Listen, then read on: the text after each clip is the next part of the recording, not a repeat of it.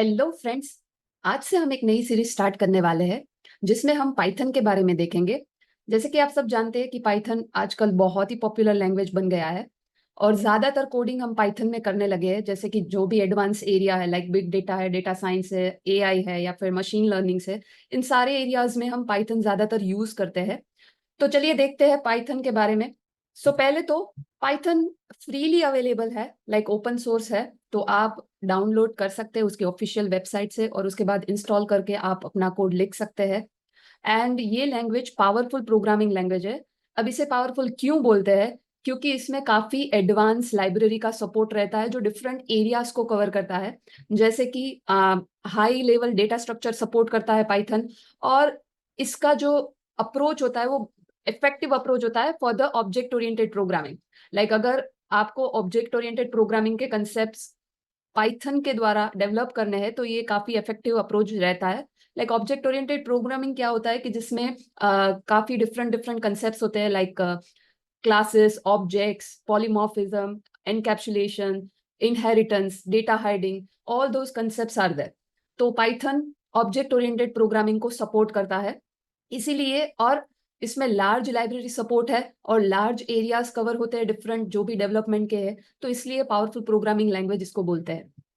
Python है वो web development के लिए आप यूज कर सकते हो, सॉफ्टवेयर डेवलपमेंट के लिए आप यूज कर सकते हो, मैथ्स के कोई भी आपको रिसर्च साइड में मैथमेटिक्स में अगर आपको यूज करना है तो उसमें भी बेस्ट ऑप्शंस है। फिर आपको सिस्टम स्क्रिप्टिंग करना है या फिर एआई, मशीन लर्निंग, इन सारे एरियाज में पाइथन का काफी अच्छा सपोर्ट रहता है। इसमें काफी पावरफुल डेवलपमेंट लाइब्रेरीज है, इसलिए पाइथन ज्यादातर यूज हो रहा है आजकल।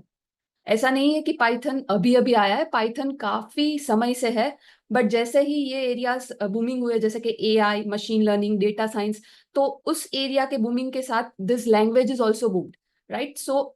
अब इसकी हिस्ट्री देखते हैं कि पाइथन कहाँ से स्टार्ट हुआ और कैसे इसका इवोल्यूशन हुआ।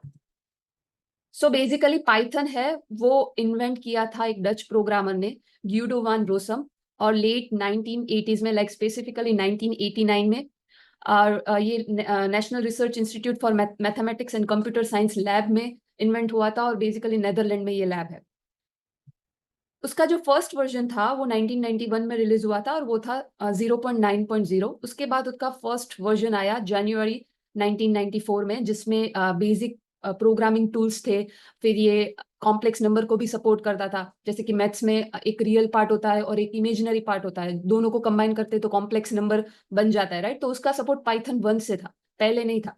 जैसे जैसे खामियां दूर करने लगे उस वे में ये पावरफुल होता गया। जैसे कि पाइथन 2 में जो 2000 में आया था, तो उसमें काफी एडवांस स्ट्रक्चर्स डाले गए थे, लाइक लिस्ट कॉम्प्रिहेंशन, गार्बेज कैसे कलेक्शंस की जो मैथडोलॉजी है वो इंक्लूड की गई थी। फिर यूनिकोड का सपोर्ट था। ये पाइथन 2.0 में ये सारे सपोर्ट दिए गए थे। और जो अभी का लेटेस्ट वर्जन है पाइथन 3, बेसिकली अभी 3.12 चल रहा है और उसके अंदर भी 3.12 पॉइंट समथिंग 2 या 3 चल रहा है। आप डाउनलोड कर सकते हैं इसकी ऑफिशियल वेबसाइट से। अगर आपको पाइथन डाउनलोड करना है या इंस्टॉल करना है, मैं अगले वीडियो में इसके बारे में पूरा सेपरेट वीडियो बना दूंगी कि आप पाइथन इंस्टॉल कैसे कर सकते हो, डाउनलोड कहाँ से करना है, सारी डिटेल्स के लिए मैं एक अलग से वीडियो बना दूंगी। तो 2008 में पाइथन 3 आया जो काफी एडवांस वर्जन था कंपैरेटिवली पाइथन 2। क्योंकि क्या होता था कि कोई कोड आप पाइथन 2 में लिखा हुआ हो तो वो पाइथन 3 या 3 वाला 2 में थोड़े बहुत इश्यूज आते थे, लाइक मेथड्स चेंज हो जाती थी या फिर मेथड्स के नाम चेंज हो जाते थे। तो वो ऑटोमेटिक ट्रांसलेशन का सपोर्ट पाइथन 3 में बेटर हो गया। उस वजह से डेवलपर्स को काफी अच्छा रहा है। Automatic translation of Python 2 code to Python 3 वो स्मूथली होने लगा है और अभी तक का एडवांस वर्जन 3 माना जाता है।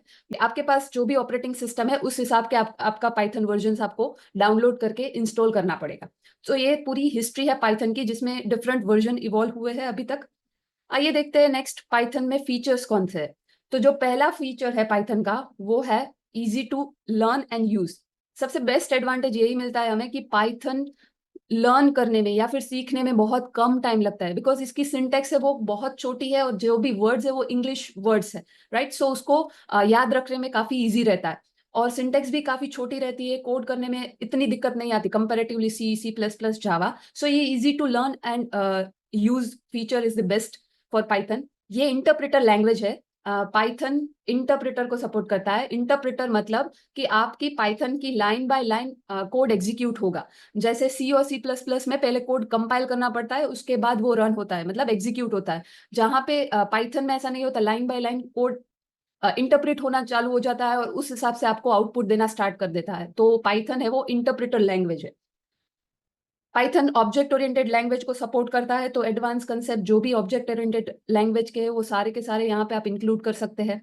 उसके बाद पाइथन डायनेमिक मेमोरी एलोकेशंस को सपोर्ट करता है। इसका क्या मतलब है? जनरली कोई भी लैंग्वेज होती है उसमें आपको पहले वेरिएबल डिक्लेयर करना होता है, उसके बाद आप उसको वैल्यू असाइन करते हैं। पाइथन में ऐसा नहीं है। पाइथन में आप डायरेक्टली जब भी variable a is equals to 15 लिख देते हैं, उस टाइम पे उसका मेमोरी एलोकेशन हो जाता है, और वो वेरिएबल को जब आप वैल्यू देते हो तभी उसका एग्जिस्टेंस आता है।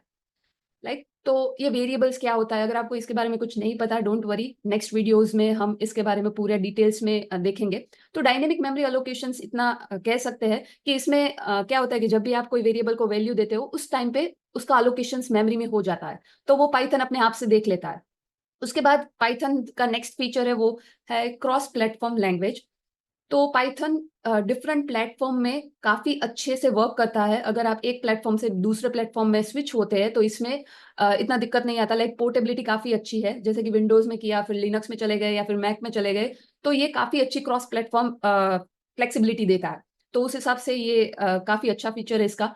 देन आफ्टर ये इंटीग्रेटेड फीचर भी प्रोवाइड करता है, मतलब आपको पाइथन का कोड किसी और लैंग्वेज जैसे कि सी लैंग्वेज या सी प्लस प्लस लैंग्वेज के साथ मर्ज करना है तो वो ये सपोर्ट देता है। तो ये सारे पाइथन के फीचर्स है। इसके अलावा काफी अच्छे अच्छे फीचर्स है जो नेक्स्ट वीडियोस में आगे जैसे जैसे हम जाते जाएंगे उस टाइम पे मैं बताती जाऊंगी। तो इतना आज के लिए हम रखते हैं। ये सारा इंट्रोडक्शन था पाइथन का। अब नेक्स्ट वीडियो में हम देखेंगे पाइथन इंस्टॉल कैसे करते हैं, डाउनलोड कहाँ से करना है, अगर आपकी सिस्टम रिक्वायरमेंट कैसी है उस हिसाब से आपको कैसे आगे बढ़ना है पाइथन के बारे में। So that's it from today. Video को लाइक करना, शेयर करना और सब्सक्राइब करना मत भूलना। Thank you so much. Bye bye.